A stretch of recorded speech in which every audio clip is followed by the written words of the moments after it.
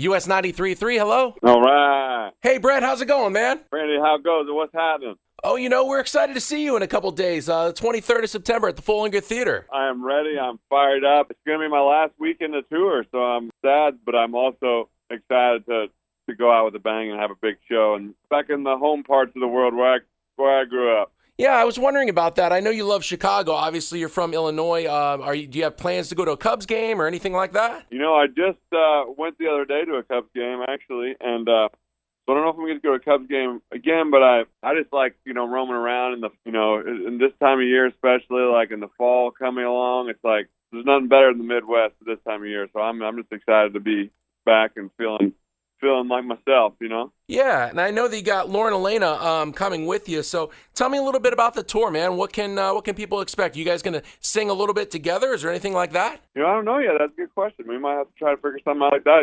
I've loved Lauren's voice for a long time, and to get to hear her sing is so amazing, and have her out on these shows. So the shows, I've already watched hers, and hers has just got great energy, and she's just so much fun, and then her voice is insane. So to have that, and then we're going to go up there and bring a show like you've never seen before. I can tell you that. It's a lot of fun, and my band's really just on fire right now. I'm playing amazing. So I'm excited to bring a really special show. Well, we're looking forward to it. Tell me about your brand new song, Songs About You. Yeah, Songs About You, I wrote it about kind of that feeling of, you think you're over somebody and you hear a song, whether it's 5 days later or 5 years later, and it takes you back to that person, and now every song is about them that you hear, and you thought you were over it, and maybe you weren't. And it's a really good feel-good groove to it. It's kind of a heartbreaker at the same time as the feel-good, and I like when you kind of mix both of those emotions together. It gives a cool song. I was going to touch on the songwriting stuff a little bit. Like, how did you come up with that song? Were you on a bus and you just thought about it, or were you in a session with some writers?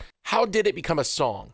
Sometimes it's like you're singing in the shower, like people sing in the shower, or sometimes you're riding around on the road and you see something that reminds you of it. It's always different, and I love that about it. So, but I had that idea just come to me one day, walking around my house, and it popped in my head, and I had that lyric kind of pop up to me, and I captured it on my phone as quick as I could, and went and wrote it like a few days later, finished it with a few friends, and it turned out to be such a groovy song, and just I got to hear it at Wrigley Field the other day. Oh. And, the first line I was walking in Chicago by a Wrigleyville bar, so it was pretty cool. And yeah, it's really fun to play that song. That's awesome. I like hearing about that. I know you do some Christmas stuff here and there. Are you actually going to do some shows for Christmas this year? Well, I've already announced Nashville with the Ryman. I've got 3 nights in a row at Nashville and the Ryman, like 25th, 26th, 7th.